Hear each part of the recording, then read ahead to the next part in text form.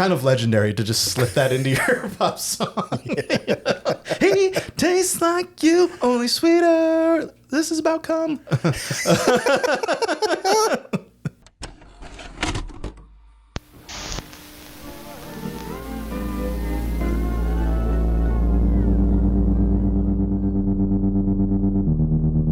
What do you know about two certified bangers?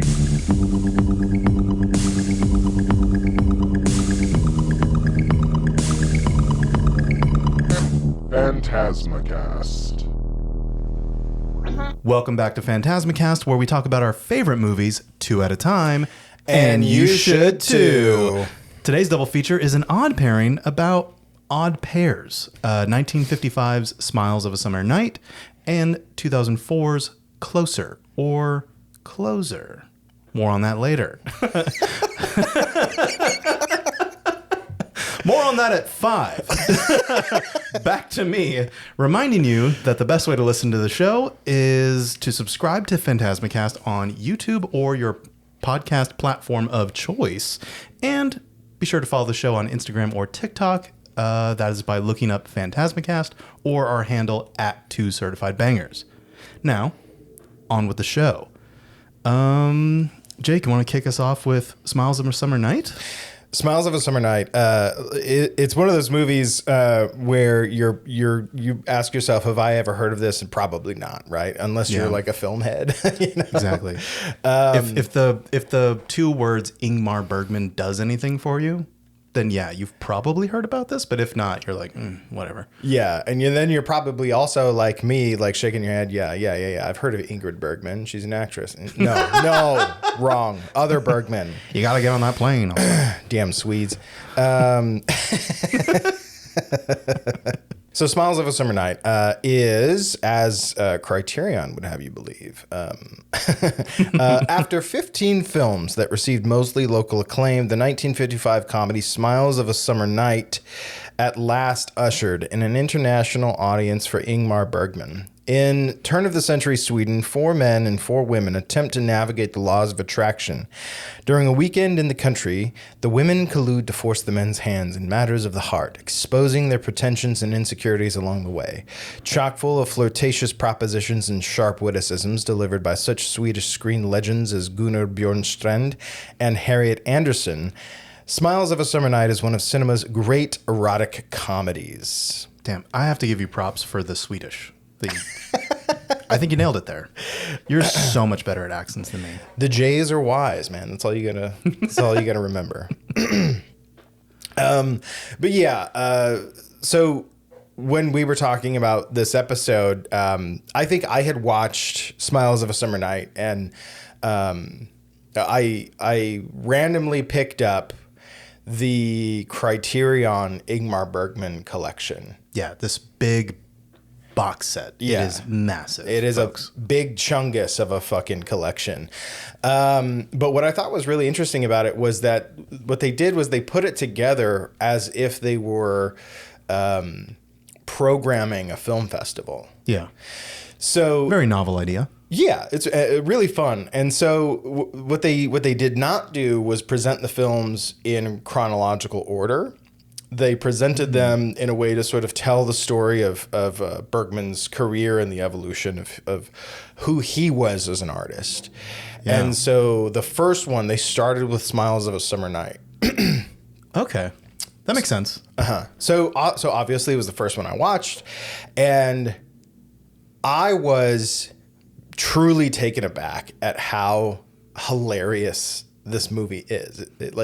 You think of a comedy from 1955 that's also Swedish, right? And you approach it with a little apprehension. Yeah, you know?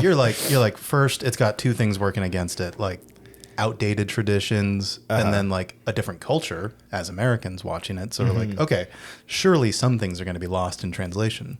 Yeah. You're like, will this be funny? But I assure you, it is so funny. What was your like initial reaction when you saw it for the first time? Well, like you, I had not seen it, but you had told me about it. I'm like, this does sound really hilarious. Yeah, let's check it out. Let's do an episode on it.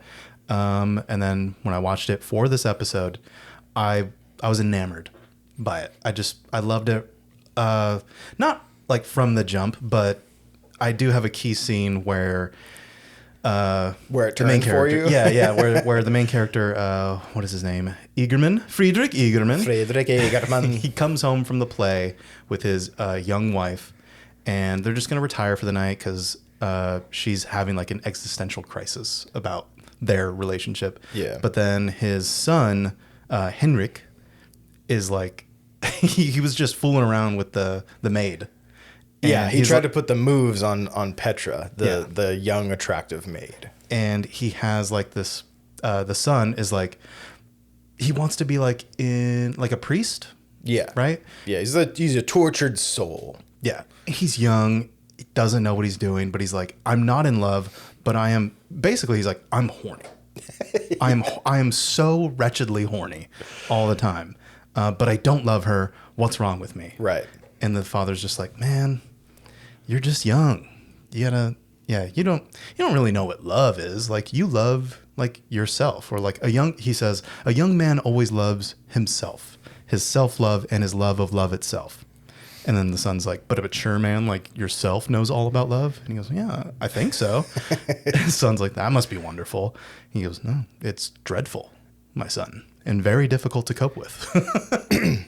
So I was like, wow, surprisingly like amount of depth for like a lighthearted little sex comedy. Yeah, like exactly. It is, in the grand tradition of sex comedies, but like you get these like Bergmanisms where people are kind of expounding on philosophically on things that are just a part of normal life, right? Totally, so totally. In this aspect, love, you have an older man who's married to a much younger woman, and he almost is, like lamenting, about love, right? And he's talking about it as this sort of treacherous game, that you play. Yeah, he's like, oh, I've got myself in too deep with my young, beautiful wife, who I love.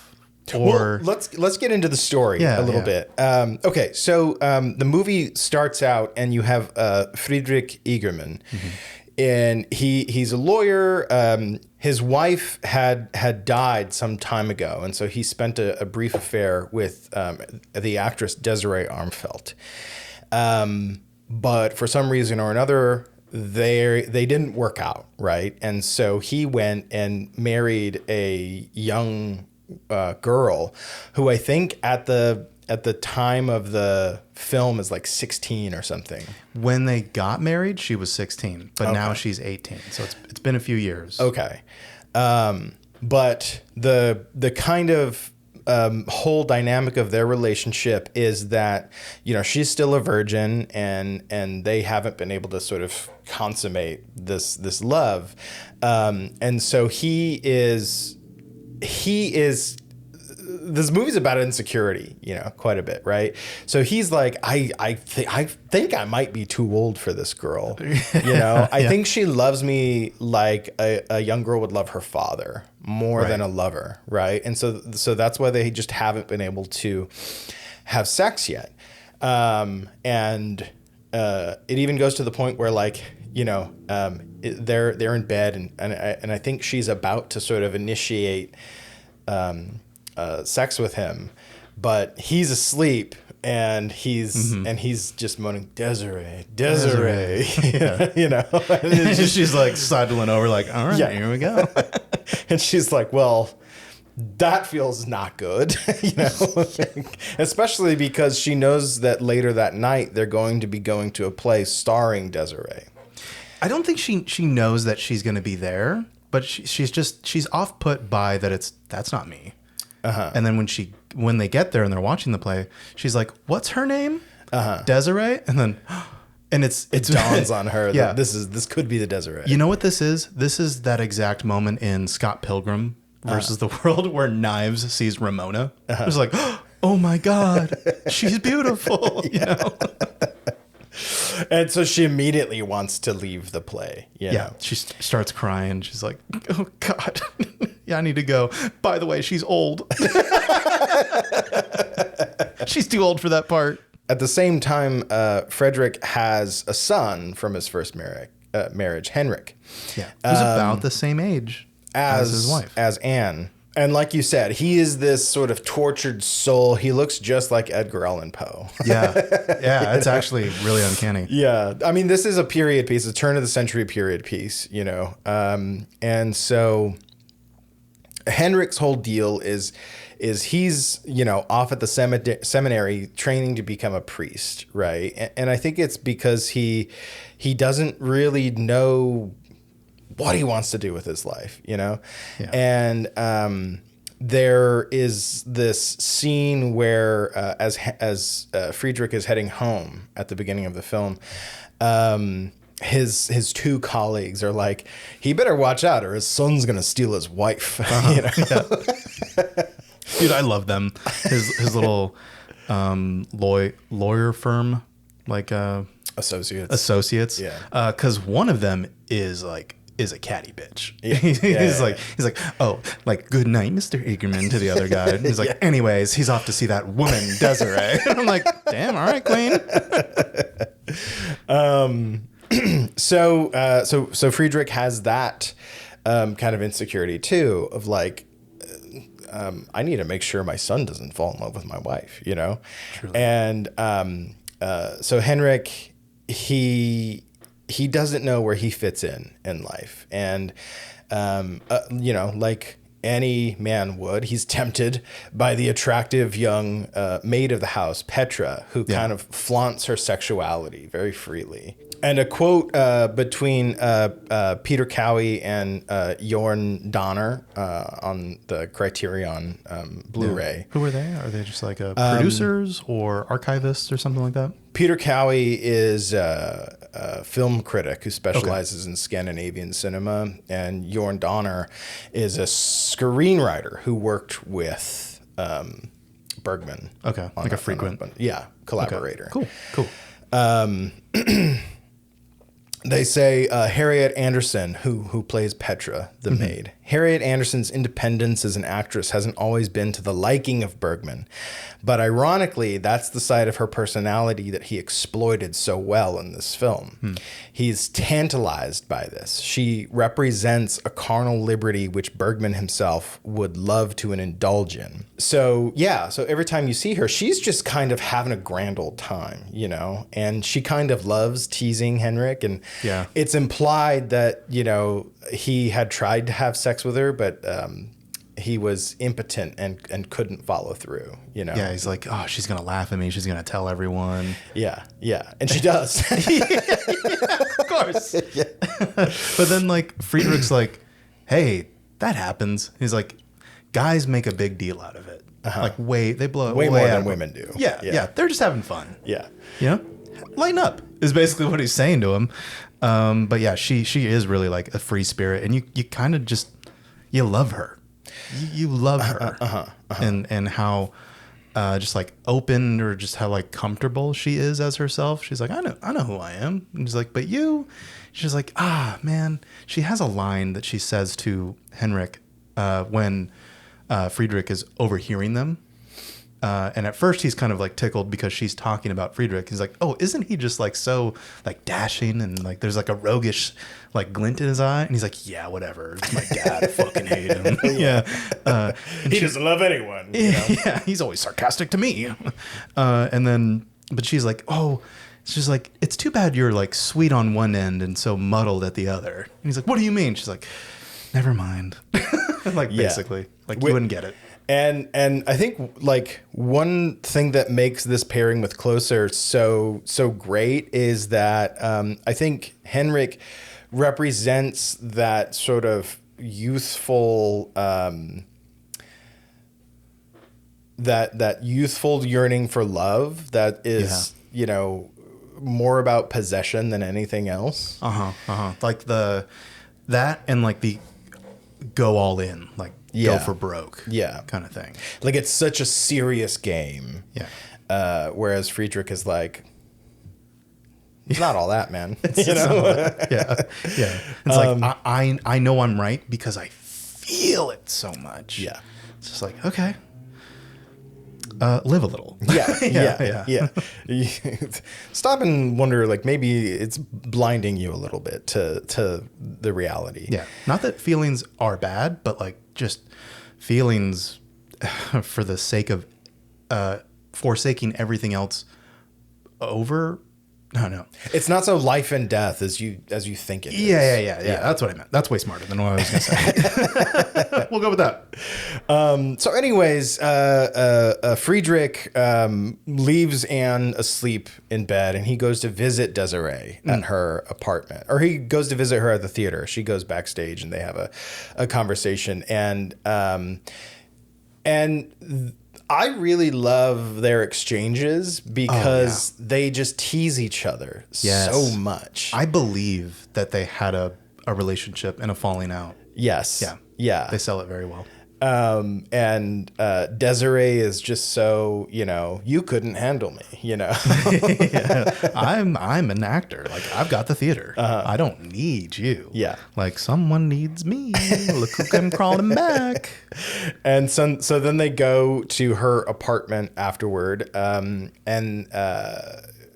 There's a part where Friedrich, they're walking in, and she goes, "Mind the puddle," and he doesn't, and falls straight into the puddle and gets wet. And so he has to have his whole visit with her. He's in this like nightshirt with a nightcap on, and he's just like, put the nightcap on. I don't want to. He's just so like humiliated, the whole time. He's trying to have this like conversation. He's trying to like reconnect with her, and she's just got to making fun of him the whole time. Yeah. And then her lover comes, and it's Carl Magnus. Carl fucking Magnus. He is he's a military man, who could kill Friedrich with a stare. Yeah. He said he was in like, I've been in 20 duels or something like that, and I've been poisoned 4 times. Yeah, and he's like, "Do you enjoy a duel?" And he's like, "I don't know. I've never been in one."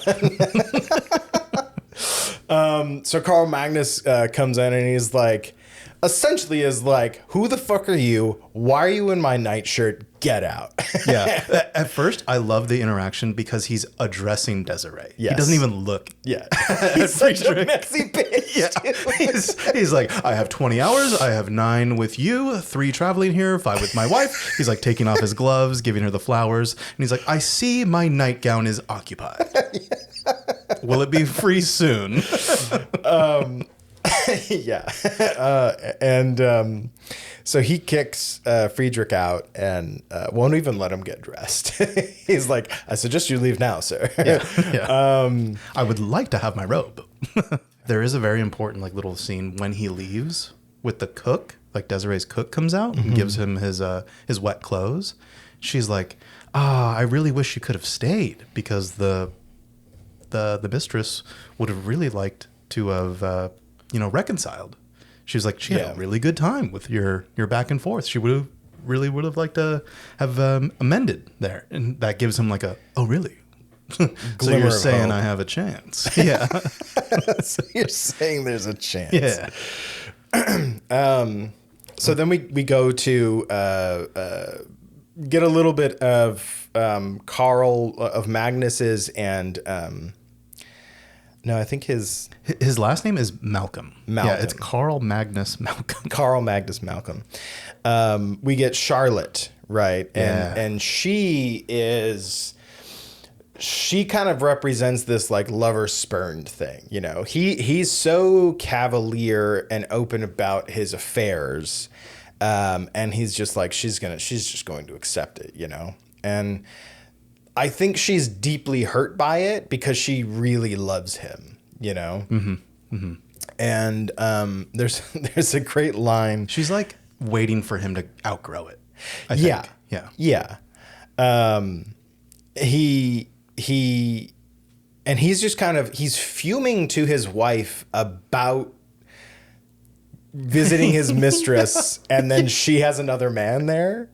And he goes, "My wife may cheat on me, but if anyone touches my mistress, I become a tiger." Yeah. Okay. Yeah. That's a great line. And then so from there, Charlotte goes and visits Anne, and they're having, tea together. And she says, your husband was seen leaving Desiree Armfeld's apartment the other night. Yeah. And she's like, impossible. She's old. yeah. And then so at the same time, Desiree goes to her mother, who's this very wealthy woman who lives in the country and she's very spry. Yeah. One scene with her, she's in a bed doing, I think she's just like reading. She's playing solitaire. Oh, she's playing solitaire. Oh yeah. She's talking about the cards and all that stuff. Yeah. I love her. And so Desiree, she is trying to hatch this plan to get back with Friedrich, right? And so she's like, I want you to invite all these people to the house, and we're going to have a dinner party. You know? Did she say something like, "And my soon-to-be husband is going to be there"? Yeah. And so everyone comes, and that's where the kind of sex comedy part comes into play, because then they sort of hatch this plan, Desiree and Charlotte, to make the men jealous, so that everyone can sort of end up with who they want. Charlotte wants her husband back. Desiree wants Friedrich, and Henrik wants Anne. Yeah. And I think she wants him too. Yeah. And then in the background, but still as important, Petra wants something too. But she's kind of like, she's not part of like that main party. But she is important. Yeah. And does come up from time to time. Those side characters, the lower class, so to speak. Yeah. So without spoiling too much of the details or getting too much into the weeds, that's how the rest of the movie plays out. There are these jealousies that play out, and where like there is a lot of humiliation and hurt. I think despite the sort of infidelities, everyone kind of ends up with who they want in the end. Mm-hmm. It's quite sweet. Yeah, I didn't expect it to be so sweet. When going back to like my first viewing of it, because this was my first viewing of it, I was like, this is a jolly good time. Yeah. Like despite all of the infidelity, like the whole like, oh yeah, I'm with my wife or whatever, but like if anyone touches my mistress, I become a tiger. Like you could play that deadly serious, and it could be so hurtful, and it's hurting Charlotte, but she's just kind of like. This guy, like, I just wish he'd grow up. Yeah. What am I going to do with him? Yeah, what am I going to do with this guy? So we spent a lot of time on just like what the movie's about. Like, go watch it. It's a romp. But I wanted to talk about some things that I kind of learned about the film. Okay. So just a little bit about Ingrid Bergman. Ingmar. Son of a bitch. Yeah, I did it. You did it. A little bit about Ingmar Bergman. I found this great quote that he had written about himself. Sort of, he wrote a letter, and he's just kind of talking about who he is as an artist. He said, I made myself understood in a language that bypassed the words, which I lacked, and music, which I did not master, and painting, which left me indifferent. With cinema, I suddenly had an opportunity to communicate with the world around me in a language that is literally spoken from soul to soul, in phrases that escape the control of the intellect in an almost voluptuous way. Go off. So, okay. So to understand this movie, to understand his body of work, like he is an artist who is just kind of bearing his soul in every single one of the films that he makes. This film happens, and he makes a lot of films about love and marriage and the kind of connections that we make with other people. Mm-hmm. And this is his way of sort of working that out and getting out his thoughts and feelings about how love works. That's interesting that he was dabbling in other mediums before and then ended up in film.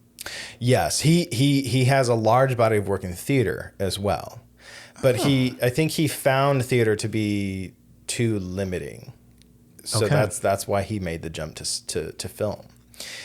And with that, flipping through the Criterion book and to just see his whole body of work, a lot of his films have the term summer in the title. And I thought that was interesting. Peter Cowie also goes on in the conversation with Jorn Donner.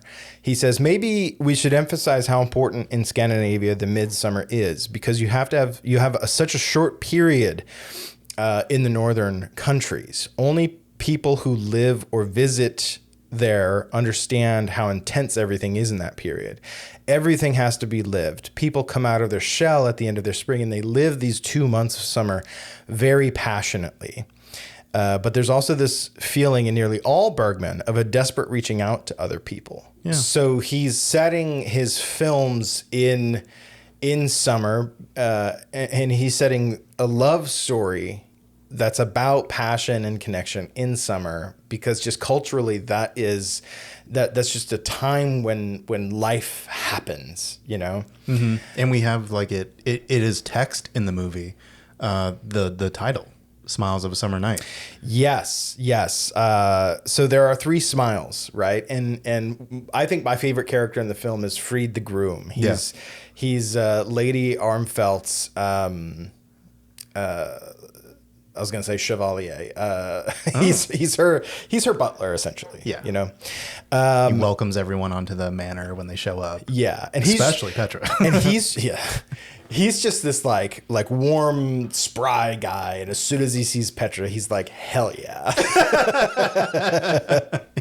So he makes a move on her, and she teases him, and she's like, get off me, old man, but keep going, old man. Yeah. And so while the sort of upper class are playing their sort of high society jealousy games, the 2 lower class folks are, they're having a roll in the hay, man. They're having a good time together. And at one point, Fried he says the summer night has 3 smiles. The first smile is for young loves, but when the teary Petra asks why she was never a young lover, Fried alerts her to the scarcity of young lovers and to their loves being a punishment as well as who relates to that, is Anne and Henrik, right? They're the young lovers. They're the ones who are sort of blinded by this sort of intense passion. Mm-hmm. And so they commit, I think, the biggest faux pas in the story, where like they actually run off together. Yeah, like in the middle of the night. Yes, thing, like clandestine. Get on the horse, run away. There's this great sequence where Henrik he's just decided he's had his final humiliation at the hands of his father, and he goes up to his room and he tries to hang himself, and he fails miserably. But when he falls down, he hits this button that Fried previously was telling Petra, like, when the Master Armfeldt, hosted the king and his queen, he had this button in the wall that would move her bed into this room. And so he falls into that button, and then the wall literally opens, and a bed flies in, and it's Anne in the bed. And I think does he still have like the noose around his neck? And I think so. He's kind of like, well, that's my sign. Yeah. And so they get together and decide, we're going to throw caution to the wind, and we're going to run off together. Which I think, like we're talking about Closer in this conversation too, which is a Mike Nichols film. Yes. What was another Mike Nichols film? Who's Afraid of Virginia Woolf? Keep going. The Graduate? The Graduate. Yeah. So what happens at the end of The Graduate? They run off. He comes to the wedding, and he's like, no, he's banging on the door, just like it's the penultimate example of, I object to this wedding. Yes. And she's like, yes, he showed up. And so they have that passionate moment, and they get on the bus to run away together, and then the shot lingers on them when they kind of realize, like, now what? Now we have our future. And I can only, in this movie, we I don't think we get that. We just kind of see them go off. Right. But it's that ultimate, like, throwing caution to the wind kind of thing. It serves the purpose to be the example of the first smile of the summer night. Mm-hmm. because he does adhere to it. Like once we set the groundwork for there's 3 smiles. Yes. That's the first smile. The second smile is for the likes of Petra and Fried, the jesters, the fools, the unredeemables. For such they are by their insouciance and lack of education, slap happiness in the haystack where they make love. So, they get their moment there, right? And in that moment, I think I think it's when he's talking about the second smile, is when Petra goes, "No, but I want that. I want to be in love. You have to marry me." And she starts like beating him and like pulling on his ears and shit. You're going to marry me. Yeah. Propose. And he's like, okay, I'll marry you. And then the third smile in the sobering dawn is for the sad and the dejected, for the sleepless and lost souls, for the frightened and lonely. The one frustrating moment is actually like the moment between Friedrich and Desiree after Friedrich and Carl Magnus have their tiff with the Russian roulette. Yeah. Which is played for laughs, which is pretty funny actually. But then he ends up getting Friedrich ends up getting like soot all over his face, and Desiree comes in to like coo him and take care of him.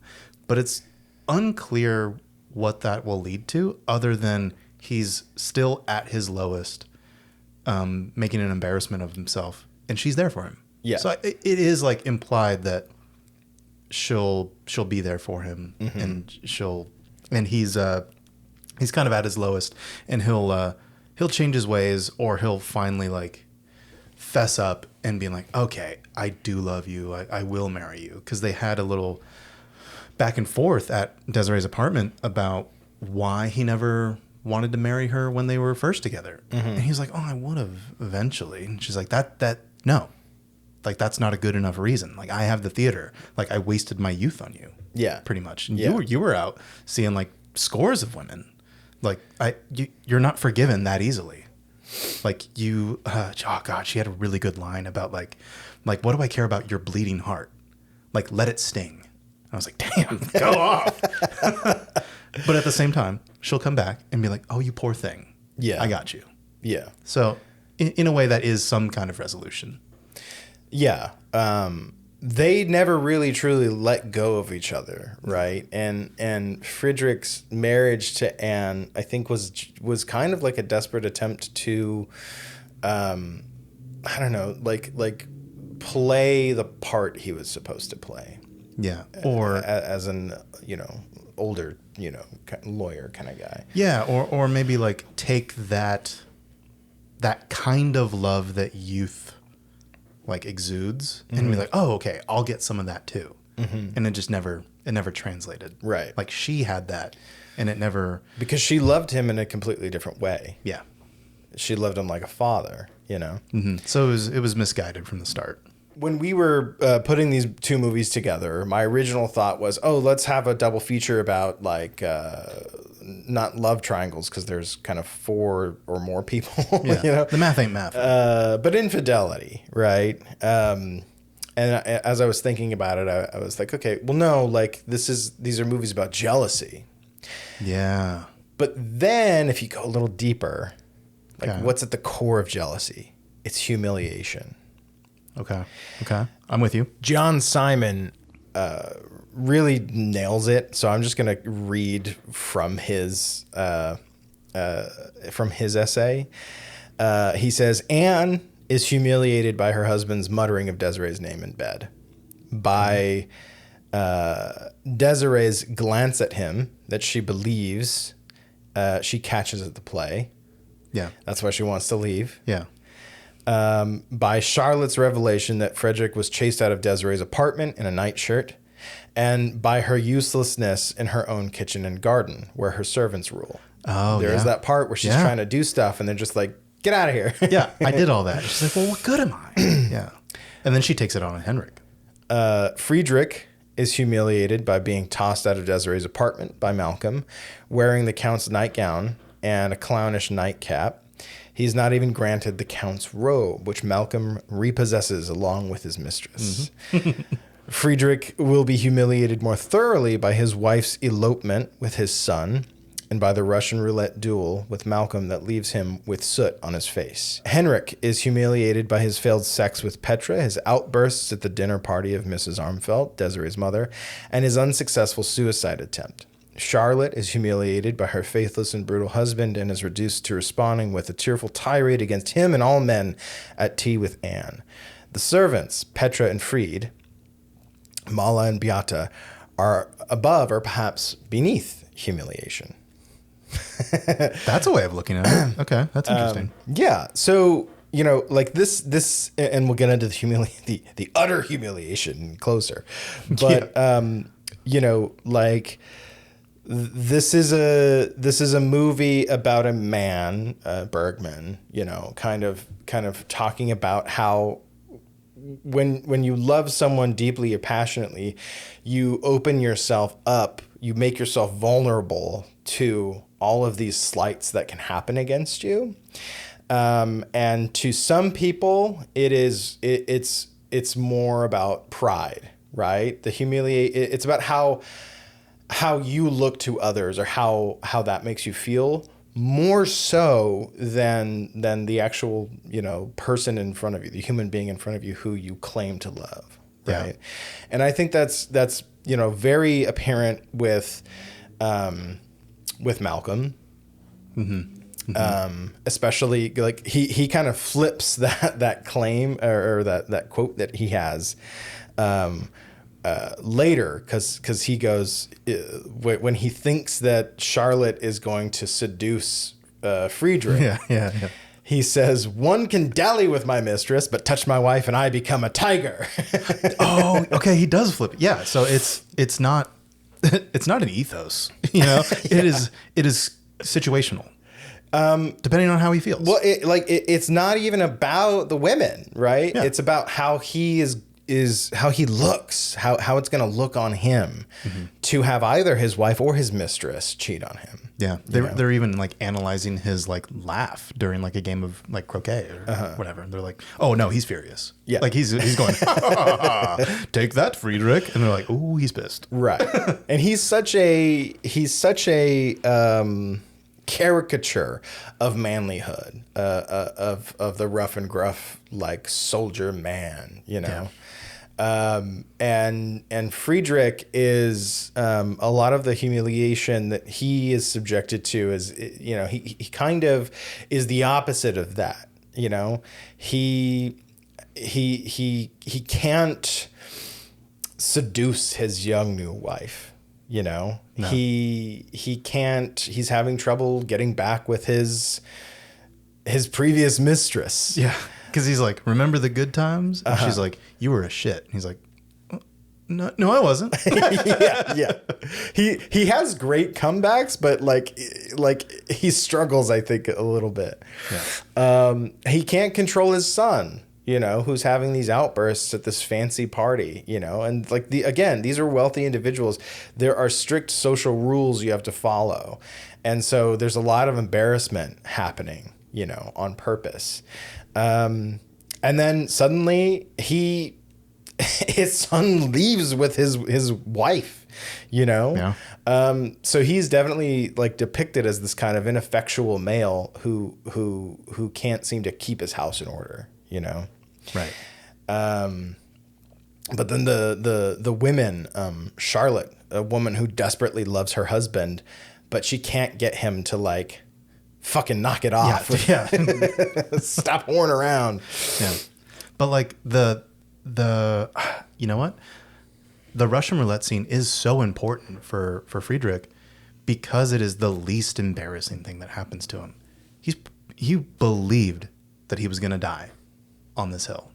So to have the soot on his face afterwards, sure, is embarrassing. Yeah. But Desiree is like, "You believed it. Like you were doing that for me." Yeah. So that is his like biggest change from being like the guy who's just like, "Yeah, I loved you. I came back to you at the end of the night, right?" Mm-hmm. No, like later in life, after he's had time to sit with these regrets, now he's the type of person that will go all in on the Russian roulette. Yeah. For this woman. And there's a really good line that Malcolm delivers during that whole thing. They've maybe got like 2 shots in. Yeah. And he's like, I have to hand it to you. You're a lot more courageous than I thought you would be. It's like the one nice thing he ever says. Yeah. About him. Yeah. And then Eagerman goes, I don't know if I would call it courage.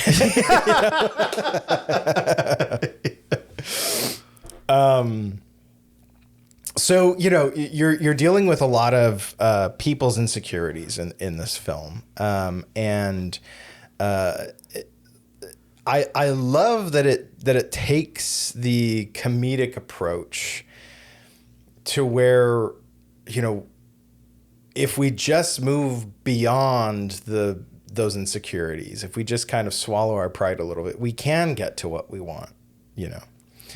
Yeah. If everyone wasn't so precious about these things, they are important. Mm-hmm. Don't get me wrong, but you being so precious about them makes it so much harder on yourself, on everyone, when you can just, recognize when you've done a wrong thing, own up to it, be open, be vulnerable. I know it's hard. Yeah. But it's for the best. So that is Smiles of a Summer Night, a wonderful, wonderful movie that is so funny and so sharp, and so just real. Great film to kind of make you think about your own insecurities a little bit. Yeah, in a lighthearted way. Yeah. First half is like setup. It's very entertaining setup to a very delightful.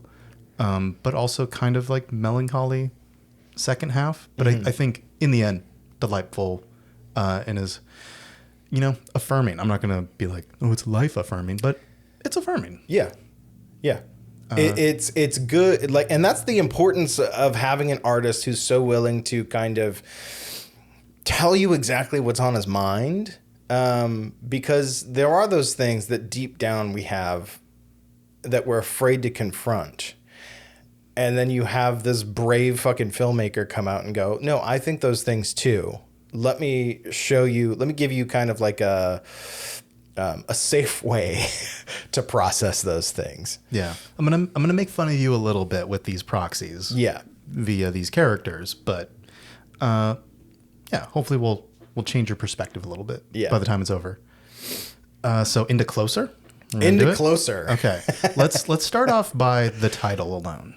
Because what I learned is that the title is derived from a Joy Division album of the same name, and people have a similar debate about the pronunciation of that, of whether it's closer, to be near, close to, or closer, like an ending.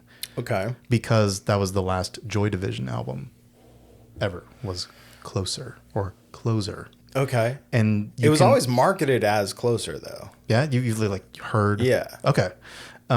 Because there are moments or like themes that we play with in the film where it is an ending to a lot of things. Yeah. So that's just something to chew on while we dive into it. So here I got the Blu-ray. Wildly expensive for some reason. It was like $30. They don't make them anymore. Yeah, out of print. And probably because there is no special features. There is a music video for the song. The Cobbler's Daughter. The Cobbler's Daughter. The Blower's Daughter, which off mic, I was like, it's got to be like something farm related. And then I say something not farm related. The Cobbler. Yeah, it's the Cobbler. There's a music video for that. And then I swear it's like a trailer and trailer subtitles. Okay, who the hell wants that? I don't know. Anyways, let's get into it. Closer. A witty, romantic, and very dangerous love story about chance meetings, instant attractions, and casual betrayals. Closer is director Mike Nichols' critically acclaimed look at four strangers, Julia Roberts, Jude Law, Natalie Portman, and Clive Owen, with one thing in common, each other. Adapted by Patrick Marber from his award-winning stage play, Closer, vibrates with eroticism, bruising laughs, and dynamic performances. Closer is a triumph. Peter Travers, Rolling Stone. I don't know. He actually gets quoted in the back of the book here, the back of the box. So Closer. I saw this a few years after it came out. So it's 2004 when it came out. So I was like maybe 17 or 18 when I first saw it. So I can only imagine whose side you were on, like as a 17-year-old, you know? Right. Knowing fuck all about relationships. But when I saw it, I was like, this is perfect. Yeah. This is a serious and mature movie about serious and mature relationships, or relationship problems, I should say. But yeah, what did I know? I just saw actors I liked. And I was like barely aware of Mike Nichols, just through like The Graduate and The Birdcage. I had at least seen them and thought, great.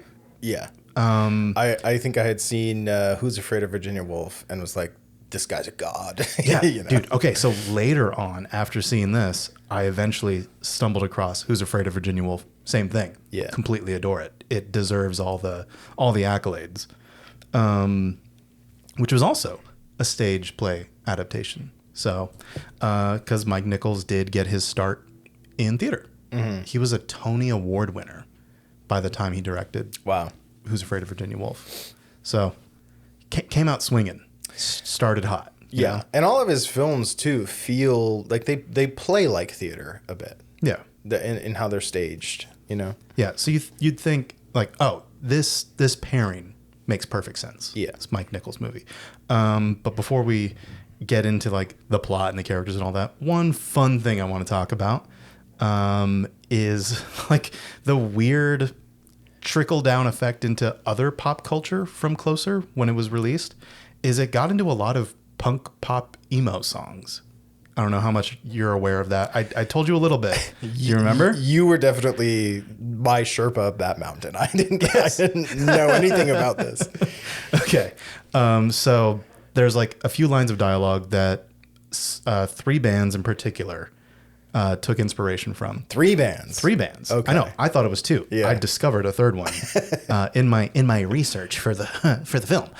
I'll start with the least interesting one. Sorry to all the fans here. Silverstein. They did a song called Fist Wrapped in Blood, which ends, from now on, my chest feels more like a fist wrapped in blood. And that's a play on Larry telling Dan, have you ever seen a human heart? It looks more like a fist wrapped in blood. He's like, fuck you, you writer, you know. We'll go to that scene. I love that scene. The next one is Panic at the Disco. They've got two song titles from one line. And that's, lying is the most fun a girl can have without taking her clothes off. And then the other song is, but it's better if you do. Mm-hmm. And that's just one line from Alice in the strip club, you know. The final one, and if I'm being absolutely honest with myself, this is probably where I first heard about Closer. Okay. Is, oh, that's a line from Closer. I'm like, well, I got to check it out then. Is Fall Out Boy, thanks for the memories. And the line is, he tastes like you, only sweeter. But the actual line is, it tastes like you, but sweeter, which is Anna's response when Larry's grilling her about how Dan's cum tastes, which is kind of legendary to just slip that into your pop song. You know? He tastes like you, only sweeter. This is about cum. But yeah, so when did that was kind of like my initial dive into Closer as like a 17, 18-year-old. When did you first see it, Jake? When did you stumble across Closer? I watched Closer, I think, for the first time in college. Okay. And I was kind of in a tumultuous relationship at the time. I was just going to ask, how many heartbreaks did you have under your belt at that time? Okay. What I think is really interesting is that, like, when you are young and you see this movie, you get fired up, you know? Yeah. You buy into the insecurity and the pain, and you feel it, and you're like, man, like these, you know, XYZ person really did fuck that other person. But you know, when you watch it as a 33-year-old like myself now, you kind of go, wow, how sophomoric. Yeah. You know? Yeah. You're especially like the Jude Law character, who he cannot get beyond feeling humiliated in his relationship, and it ruins a love with a woman who's obsessed with him for some reason. Yes. Yeah. And so I kind of feel like Friedrich Egerman a little bit when I'm just like, you kids, calm the fuck down a little bit. Yeah. Come on. Yeah. Absolutely. And that's still like kind of like a critique that is levied at this movie even today. Yeah. Is like, sure, it's well made and it's well acted, but like kind of naive, right? Uh-huh. And I won't say there's no merit in that criticism, you know, to each their own. But I kind of... but I guarantee you the critic who wrote that was not a 17-year-old. You know what I'm saying? Yeah. Listen, you didn't get laid in high school. I get it. But there's like a negative review that came out at the time that I want to shout out real quick. It's from Christopher Orr in The Atlantic. Let me see. He says, flawlessly, these are all air quotes that he's like quoting like other positive reviews. Yeah. Flawlessly lucid, viciously insightful, quietly devastating, emotionally honest and psychologically dense, dares speak the truth about modern adult relationships. Those are a few of the phrases that were used to describe the movie Closer when it arrived in theaters late last year. Oddly, as best as I can tell, the following terms were absent from the discussion of the film: ridiculous, unmoored from reality, emotionally preposterous, unintentionally hilarious. and he's cooking a little bit. Yeah. Hater recognizes a hater a little bit. But I have to interject again. Sure, It's go just ahead. like, those are like, you're levying those criticisms against the characters. I think so. Yeah. I think like you kind of need to understand that's not necessarily what like Mike Nichols believes or the Patrick Marber. Patrick Marber. They're playing with really unreasonable characters. Yes. You know? I agree. And so like, I don't think the film itself is naive. I think it's a movie about naive people. Yep. That's where I land on it too. Because I do kind of bounce back and forth. I even bounced to like maybe kind of agreeing with that review when we sat down to watch it for this episode. I was like, yeah. Oh wait, does this movie suck? And some people will be like, yeah, that does suck. And okay. But I'm swinging back to thinking that it's good. Yeah. Actually. I mean, to be honest with you, I did have that kind of. I remember really liking it because I saw it when I was younger, and then when we watched it a few weeks ago, I was like, I don't like any of these fucking people. Yeah, and that is the whiplash you will experience if you actually take the double feature like very literal and watch them in the order that we're presenting them. Is you'll walk out of Smiles of a Summer Night being like, wow. What a great film. Yeah. Let's pop on Closer. We can get through this. And they're like, I think I needed to eat like a tub of ice cream or take a shower or something after this.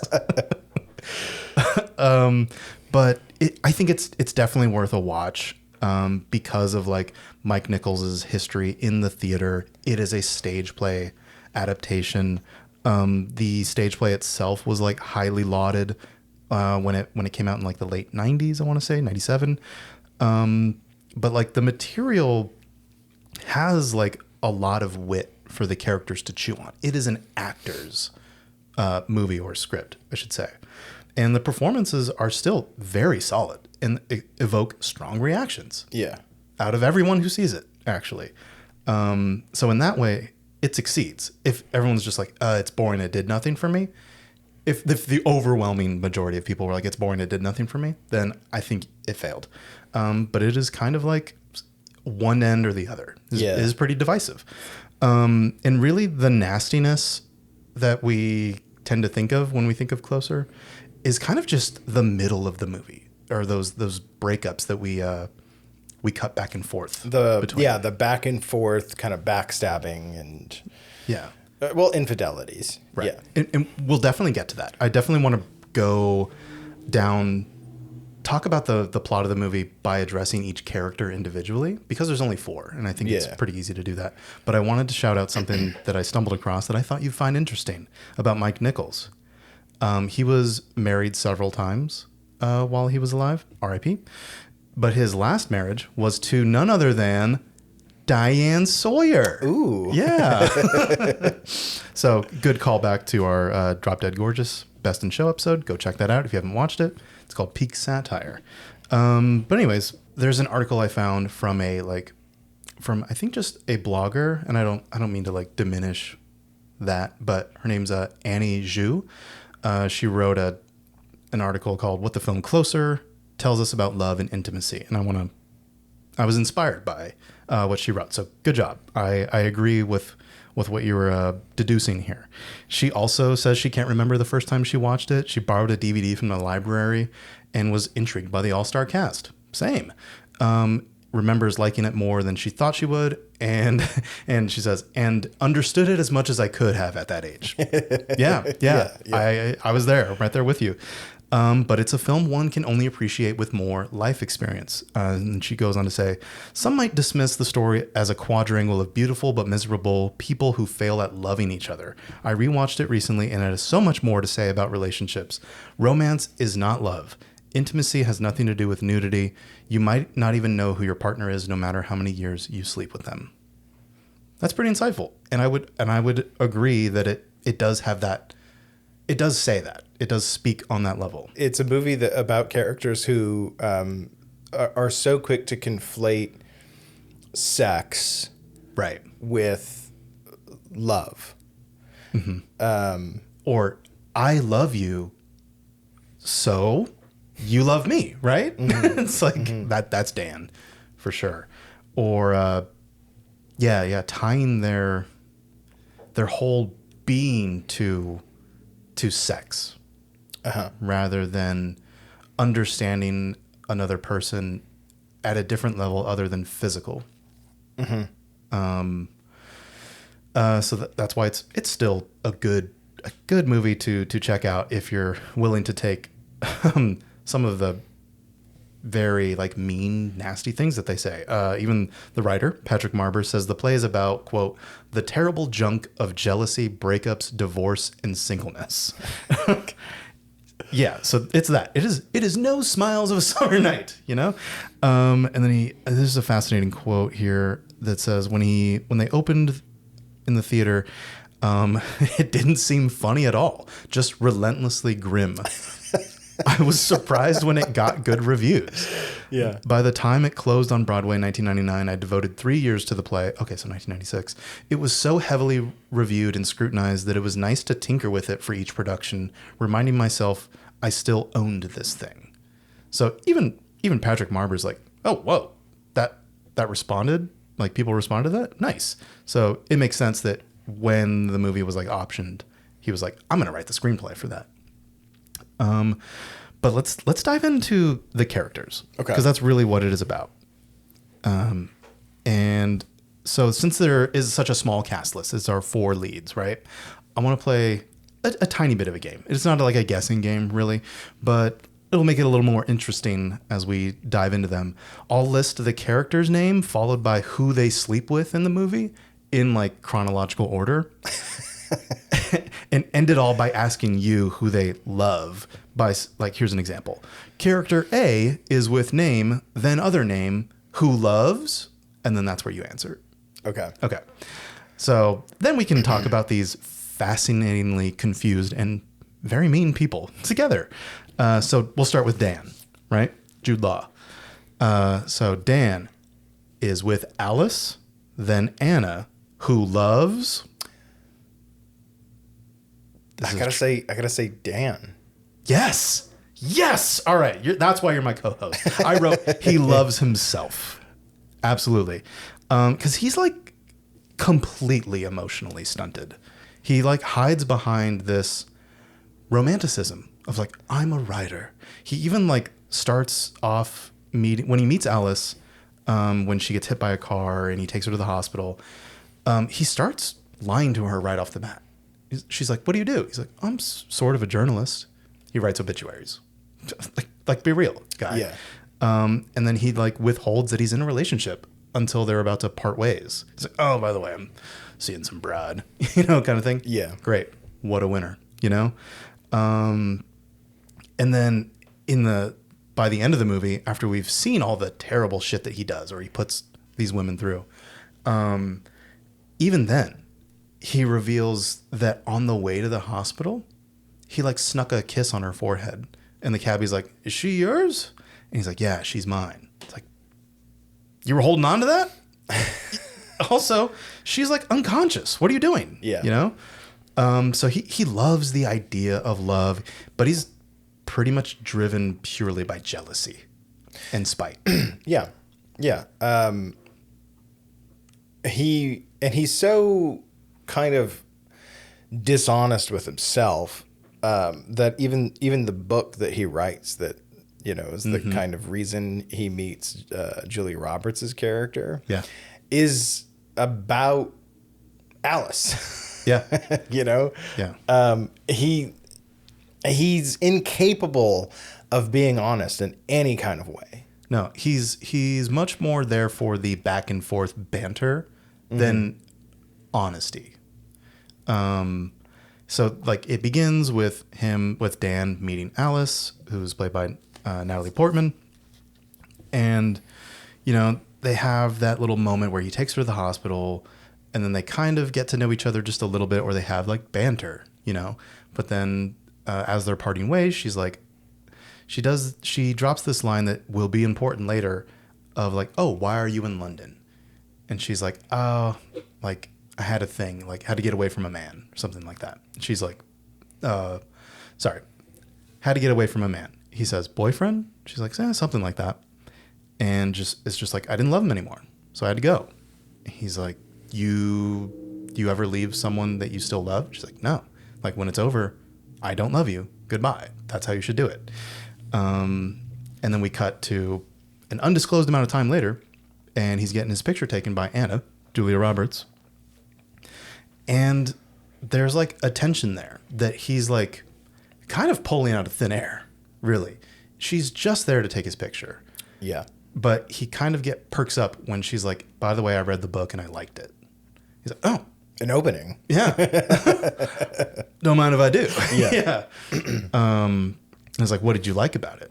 And I was like, oh, the aquarium stuff. And he's like, oh, so you're kind of a freak. Like a little bit. And just like, just makes so many broad assumptions of her. All because she just said, she's maybe just being nice. I mean, like, I liked your book. Sure. Just, can you sit still and not smoke and stuff? But then he like shoots his shot and he's like, come here. And she does. And it works. It somehow works. It unfortunately works. Yeah. And, they kiss for a little bit and he's like, oh, damn, this sucks that I love you. Because my girlfriend's about to come here right now. It's like, fuck you. God damn it, Dan. But that's enough Dan for now. Because let's dive into Alice a little bit more. So Alice is with Dan, then Larry, who loves Anna. Oh, no. Alice. Who Larry loves or who Alice loves. Who Alice loves. Oh, Alice loves Dan. Yeah. And I put, for some reason. And if you've ever even Googled, if you Googled closer, like early on in this episode or before you even started listening to this, you may be tempted to call Alice the manic pixie dream girl, because if you Google closer movie, you'll see that goddamn pink wig from the strip club scene, as if that's the movie. Yeah. That's just the internet for you. We'll be like, oh, she's a very scantily clad young woman. So that'll make you think all the wrong things about this movie and really her character. Because I think Alice is the most relatable of this four. What do you think? Do you agree with me? Or do you have something different to say about Alice? You're like, I like the pink wig. You take it back. I'm slowly receding because we're not on the same page. Oh, no. Delete about pink wig. no, yeah, Alice is like I hesitate to say this, but I think it's true. She's probably the most naive out of all of them. Yeah. Because she really truly like believes in love. Yeah. And she's so blindly, madly in love with Dan for some reason. Yeah. So, you know, she, you know, in terms of her relatability, like, yeah, as a young person, having this like kind of like mysterious person come into your life who's exciting and who, you know, you imagine your entire future with them. Yeah. Or you see like the potential in them. Yeah. I think that's her biggest fault is she sees potential in Dan. Yeah. Over and over and over and over and over again until she doesn't. Yeah. But yeah, I think they're all very relatable in like kind of like different parts of your personality, you know? Yeah. Yeah. No, I get that. But like she's like truly smart and intuitive. Like she's not unaware of Dan because when she arrives at Anna's studio, Yeah. she meets him out front.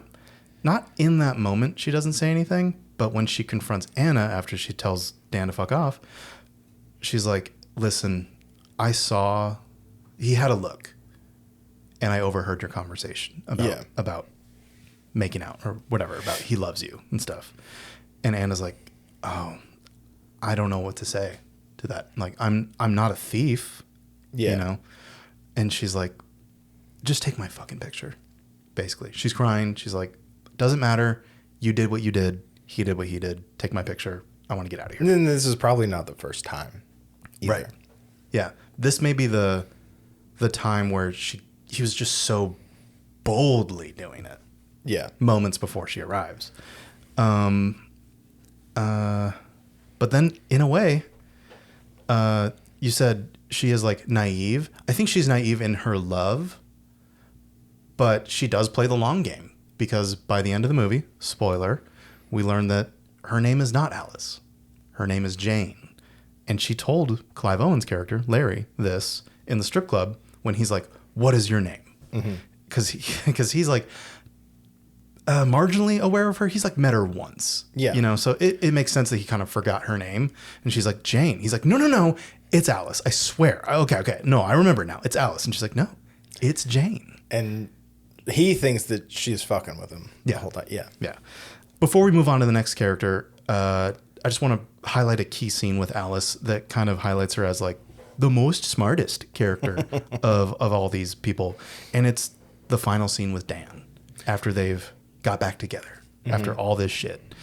After, you know, Dan cheated on her with Anna and like stayed with her for a bit and then, you know, didn't seek her out, but then came crawling back to her after Larry told Dan where she was. With her money, she buys a plane ticket to go to New York to take him to New York for the first time. And before the flight, they stay at a hotel near the airport. And I'm quoting Annie again, Annie Zhu. She says, when Dan wants her to admit that she slept with Larry, because that's what Larry told him, Alice asks why he wants to know. Like, why do you want to know? Well, why do you want to know the truth? I think is what she says. And he says, I'm addicted to it because without it, we're animals. But he says it like in a more romantic way. He's like, oh, because I'm addicted to it. Because without it, we're animals. He tries to like put a romantic notion of like the truth conquers all kind of thing to it. And Dan wants to believe that. But Alice is smart enough to see through it. She knows Dan can't handle the truth. He will come to hate her. So she breaks up with him. I think he like leaves to go get ice or something like that. Has a moment of clarity. Like his only moment of clarity in this entire film. He comes back and is like, never mind, I don't want to know. Fuck all that. That's the old me. And she's like, it's too late. She's crying too. Yeah. She's like, I don't love you anymore. You know, I can't lie and I can't tell the truth. So it's over. And he's like, no. He's like really trying to save it. But like, I've never been more in her court than at this moment of like, you fucker. You ruined it. You blew it, you know? Because again, it's the same reason it didn't work out with Anna. Yeah. He could not look beyond the fact that for a brief moment, the woman in front of him who says, "I love you," wasn't 100% all in on him, you know? Yeah. And he just picked at it and picked at it and picked at it. And finally she realizes, dude, you don't love me. You want to possess me. Uh-huh. You know? Yeah. Yeah. That's a great way of putting it. And then, you know, she leaves on her own. And then at the passport counter, we see her passport and we see that her name is Jane. Mm-hmm. So it's like, whoa, like every preconception we've had about her, everything that Dan has known about her is a lie. Yeah. Is this fantasy that he bought into. And she's in a way that she's like, I can't lie to you and I can't tell you the truth. She's like, I think she was going to tell him the truth by going to New York, because then we would have seen her name, and that would have been her big, like, now you know me. Right. And he stumbled at the goal line there. Mm-hmm. So that's pretty tragic, you know? And I like that Alice gets to do that, because if anyone is deserving of getting out of this fucking little pit that they find themselves in, it's her. So I'm good for her, is what I'm saying. Next character.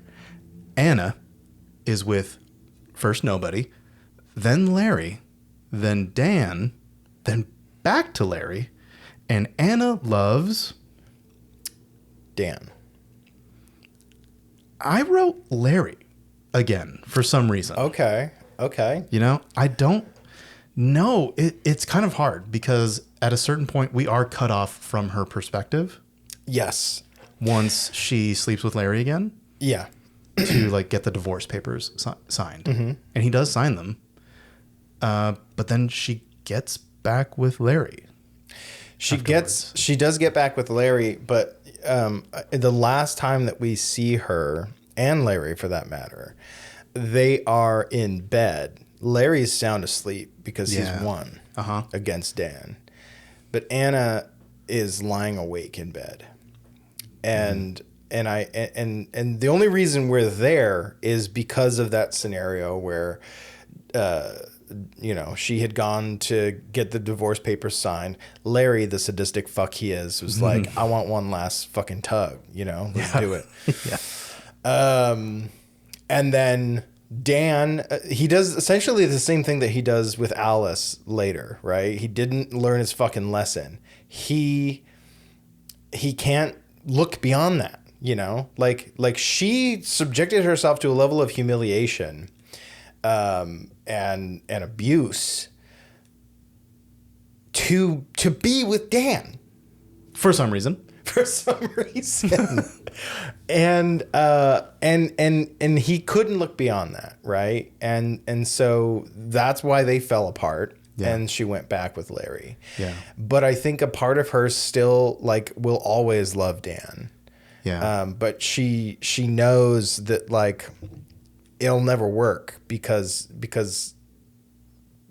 Dan can never work. Yeah, because Dan's love is conditional. Yeah. And she has like a really heartbreaking line where she tells Dan that, yes, like I slept with him, but I got the divorce papers signed. Yeah. And she's like, no. She's like, don't fall out of love with me. I can see it draining from your eyes. Yeah. Right now. That sucks. That really sucks. But that does like, you know, everyone does rightly call Dan out on his shit. Yeah. Like, every single time. Like, you're falling out of love with me. Your love is conditional.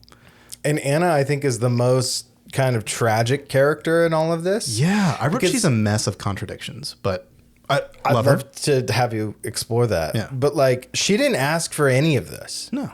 She was doing her job in the middle of getting a divorce with a man she was previously married to. Mm-hmm. Dan stumbles into her life.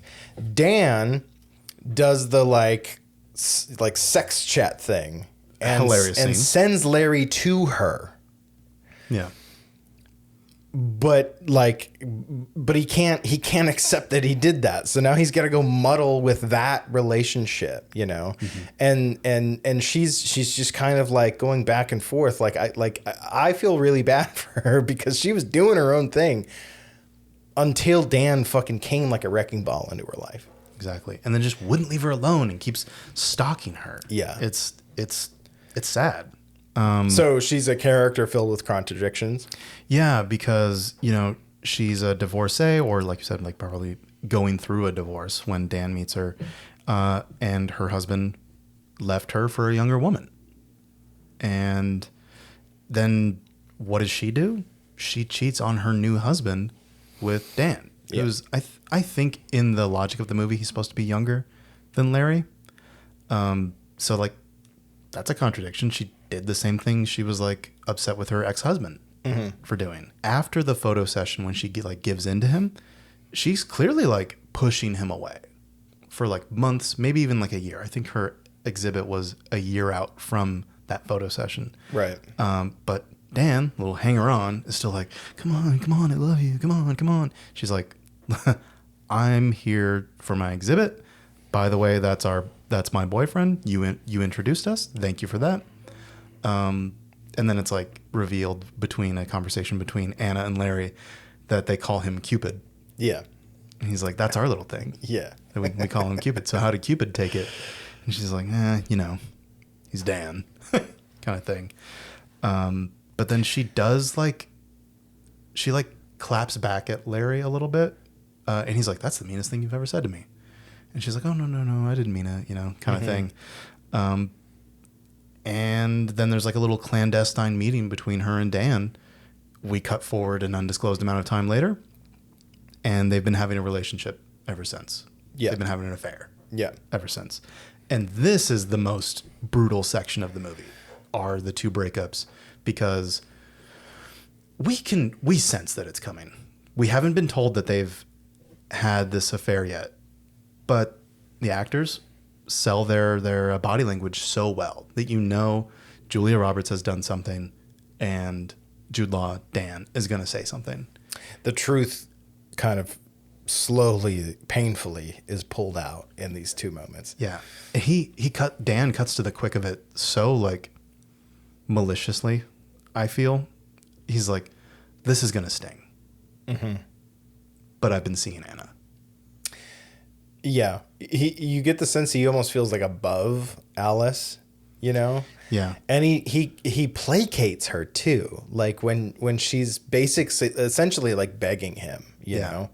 So sad. He's like trying to comfort her at the same time because Dan can't be the bad guy. Yeah. You know? Yeah, exactly. And he's just like, I'm just a victim of circumstance. I'm sorry, you know? Yeah. I'm as tore up about it as you are. Yeah. Yeah. And she's like, can you just put on tea? And he's like, oh, yes, something to do. Yeah. And that's when she leaves. Yeah. While he goes to make tea. But then, weirdly enough, that fuels his victimhood. He's like, oh, she left me. And then he runs after her, right? And it's like, if this was truly about, like, you're no longer in love with her and you want to be with this other woman, why are you chasing after her? You know? Right. Because he can't handle being the bad guy. He can't handle even really, like, truly losing her, right? Because he wants to be with Anna, but he still wants to own Alice. He wants somewhere. her as an option. Yeah. Which is a very, like, sophomoric, like, young person sense of, like, oh, okay, no, I've got options. Yeah. You know? Which rubs a lot of people the wrong way, is like, oh, this movie is naive and doesn't view relationships seriously. No. Dan doesn't view relationships seriously whatsoever. Dan is a real piece of shit. Going back to another one of Anna's contradictions. Yeah. So she tells Alice, I'm not a thief, right? Yeah. But her whole kind of career is about stealing other people's lives, you know? Look at capturing you. them Yeah. on camera. Yeah. And then that year later, she's having this show, and it's Alice's picture she's got up there, and it's a picture of her crying because she did a thing. did a thing. She did a thing. She was just being a little thief. Yeah. Yeah. And that context is removed from that picture. To everyone else attending that is just, wow, what a striking, raw, vulnerable picture. Yeah. How like you're amazing for being able to capture that. Yeah. And Alice is just like looking at it and she's like, this is such a crock of shit. Yeah. Like, this is so phony. And then that's when Larry shows up, and we will talk about Larry. We are going to talk about Larry. Larry shows up and I forget what she calls him. Like, what Alice calls Anna, like a big faker or a phony. And he's like, well, I'm the phony's boyfriend. So hi, nice to meet you. So let's talk about Larry. We got to talk about Larry. Context before we dive into him is that Clive Owen plays Larry here, but in the stage play, he played Dan, which is crazy to me. Yeah. Because I only see Clive Owen as Larry. I will only ever see Clive Owen as Larry. He does it so well, like scarily well. But Larry is with nobody, then Anna, then a sex worker on a work trip, then nobody, then Alice, which we learn later, back to Anna, but ultimately Larry loves... I feel like this is a trick one, but I gotta say Anna. Appreciate that you went with your gut. My only trick one was Dan, was that he loves himself. I think he loves Anna. And he loves Anna in the way that, like, Frederick Ekerman loved Desiree, or thought he did. He's like, okay, I may like sleep with other women, but I'll come back to you at the end of the day, which is, not a moral that I subscribe to personally. Well, he, in that scene when Anna reveals she's been having this affair, he preempts it, and Anna's like, "Why are you dressed?" And he's like, "Because I think you're about to leave me." Yeah. And I didn't, want to go out in my knickers. Yeah. Because he just got done saying like, "Oh, by the way, I fucked someone on the work trip. It meant nothing, but I just thought you should know." Yeah. So he comes clean to her first. And it's like you can tell he's like genuinely repentant about it, despite the fact that he may never ever be able to be faithful. Yeah. Because I think they're incompatible sexually. Yeah, absolutely. Because of the way she describes the difference between how her and Dan are. Yes. Is he's very tender and sweet. Mm-hmm. And he's like, oh, like I'm not? And she's like, I think you know. Yeah. He's like, what? Because I treat you like a whore? Yeah. And she's, yeah. Like, you're a horn dog. And, that makes sense because how did we first meet him? In a chat room. Yes. In a sex chat room. Yes. And he's about to start cranking it at the company computer to this insatiable woman that he's chatting with who's just Dan. Yeah. Doing weird Dan things. Just hole up in his fucking apartment, smoking cigarettes, surrounded by like junk food. Because like, I don't know if it's at this point his like book has not been successful, but it all like at first I read that scene as like, oh, he's trying to get more material for another book. Yeah. I think the book has tanked because he called it The Aquarium and then tries to blame it on Anna because she said, you should call it The Aquarium. Yeah. But no, yeah, he's trying to fuck with Anna, right? By like setting this, because he knows that she's going to be at the aquarium. Or, suspects that she does. I wrote his motive is seemingly unclear unless his goal was to get the horniest guy in London to show up and harass Anna at the aquarium, which is some Bond level villain type of like machinations and execution. But Larry is quite a character, and it is so easy to hate him. Clive Owen makes it so easy to hate him, but he's still compelling. He's a huge pervert and is forthright with Anna about his unfaithfulness on his work trip, which we talked about. And he's prepared for her to leave him. That's essentially why he came down, like you said, dressed up. He's like, I feel like you're going to leave me. Yeah. But he knows it's a smart scene when you on second viewing or on repeated viewings, because I know you're gonna leave me, and it's not because of me saying that I slept with someone on a work trip.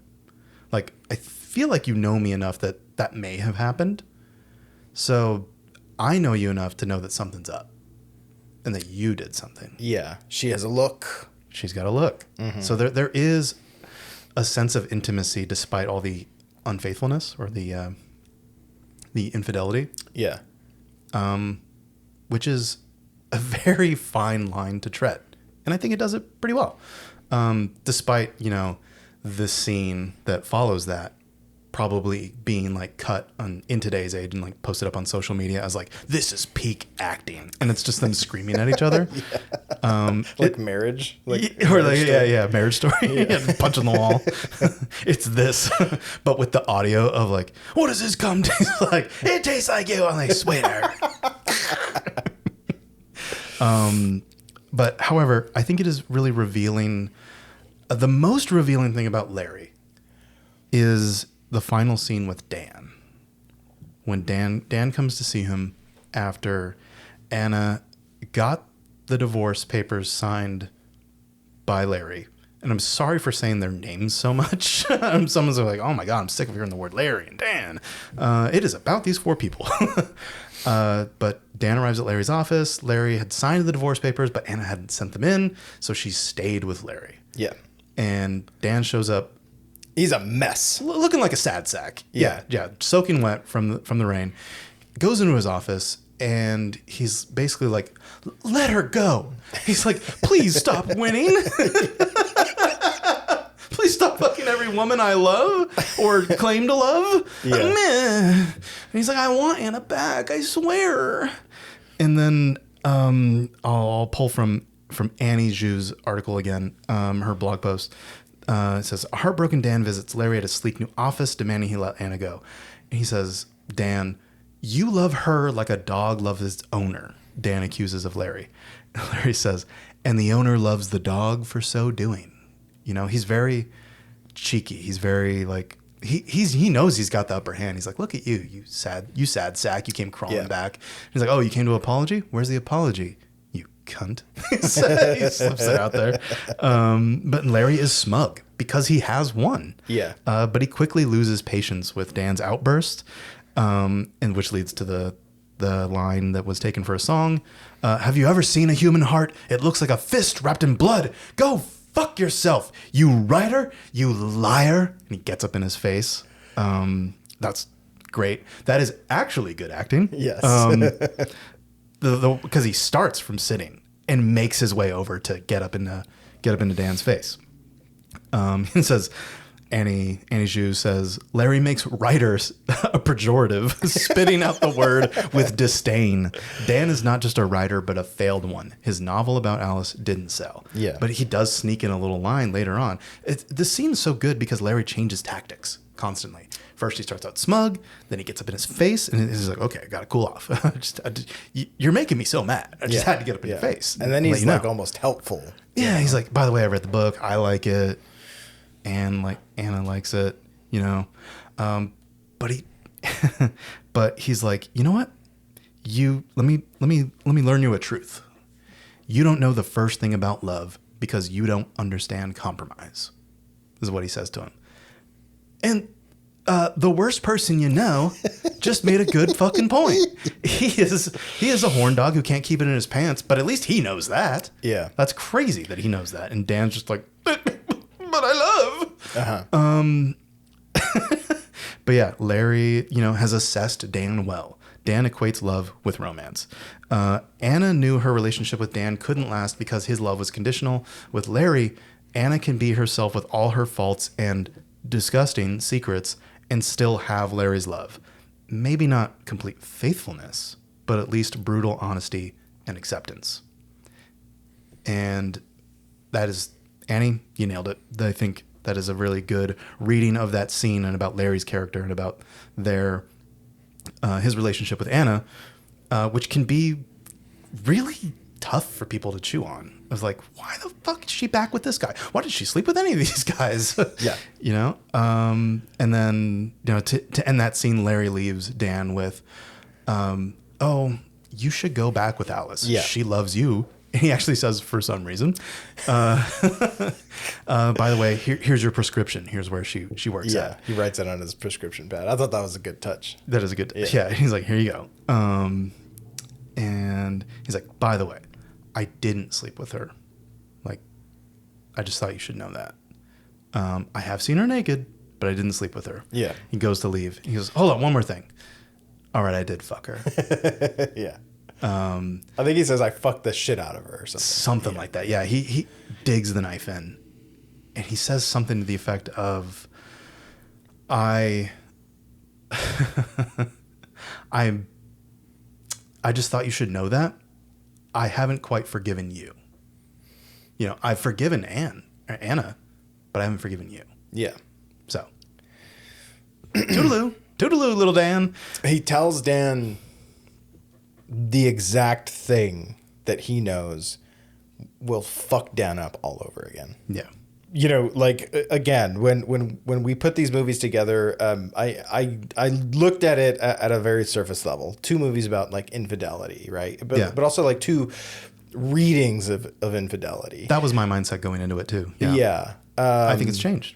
I definitely, from like the Bergman-esque standpoint of like, no, yeah, these are 100% movies about humiliation and pride, and you know, really not seeing the truth for what it is. The truth being love, right? Who the fuck knows what love is? And intimacy. Yeah. And dealing with a lot of characters who really don't like understand, like when they say they love someone, they don't really understand what that even means. Yeah. But, you know, like we have Smiles of Summer Night, which is a comedy, which, you know, like in the end, the characters all do end up with who they want to be with. Yeah. And like, and despite, you know, the transgressions that everyone kind of experiences or imposes on other people, Closer, on the other hand, is a movie about people who cannot, you know, look beyond the transgressions. Yeah. They dip in each other's honeypots constantly. And then they're just like, I don't know. By the end of the night, except for Larry and Anna, but even then, it's really melancholy, like kind of bittersweet. Mm-hmm. Yeah, it's a tragedy. Yeah. But yeah, 2 really, really, really, really good movies. Go out, watch them. Let us know what you think. Yeah, maybe buy the really, really expensive Blu-ray for Closer that has no special features. You know, I'm not going to be a judge. But you know what I will judge you for? Question for you listeners. Are you subscribed? If you answered yes, then great job. You're my favorite. Oh, and Jake thinks you're too. Jake thinks you're neat too. Right, Jake? Yeah, I do. You're neat. you're pretty neat. For everyone else, you too can become our favorite. All you got to do is follow the podcast on your platform of choice and subscribe to the YouTube channel. It's that easy. Just those 2 things, and that's it. You're on the pulse, and you know right away when new episodes are available. So thank you all for listening to PhantasmaCast, and we'll see you at the next showing. Bye now. Bye now.